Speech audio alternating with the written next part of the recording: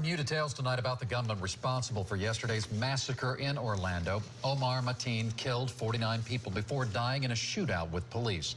Tonight, we are learning how things unfolded hour by hour.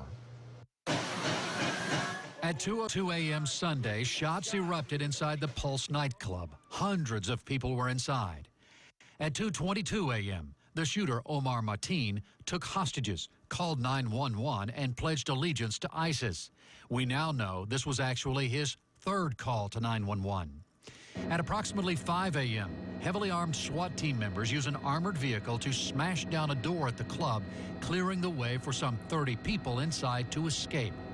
And just minutes before 6 a.m., Orlando police tweet that the shooter is dead. And as bad as all of it turned out to be, Orlando's police chief believes that his office has actually saved dozens of lives during that mass murder at the Pulse in Orlando. Today, we are hearing specific details about how officers engaged that shooter. Our team coverage of the massacre in Orlando begins with Jeff Patterson. He has been at the scene since yesterday. Jeff, bring us up to date. Yeah, good evening, Jen and Keith. As we just heard from that timeline, this was 3 hours of absolute terror in that Pulse nightclub that is just behind us here. Also today, we are learning that the FBI and other federal government agencies are investigating to see if anyone else helped Omar Mateen with this shooting. I'm at the club. Videos are now surfacing on social media that show how a night of fun turned to panic inside the Pulse nightclub. An off-duty Orlando police officer working at the club was the first to exchange gunfire with Omar Mateen. He did engage in a gun battle with the suspect somewhere near one of the entrances. Another video posted on social media shows more officers arriving and the clear sound of gunfire. The arriving Orlando police officers went into the club as the suspect retreated to a bathroom, taking hostages as he did.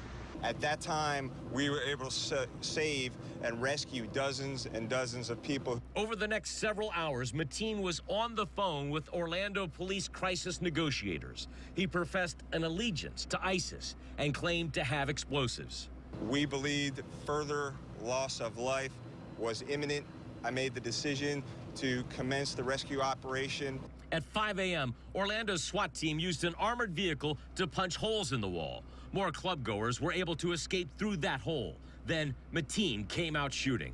The suspect came out of that hole himself, armed with a handgun and a long gun, engaged in a gun battle with officers where he was ultimately killed. Orlando authorities have now identified 47 of the victims and notified their next of kin that they are deceased. 53 people wounded in that mass shooting inside the nightclub that is just behind us. Several of those are still in critical condition at area hospitals. Jen? Jeff Patterson live for us in Orlando tonight. Thank you, Jeff.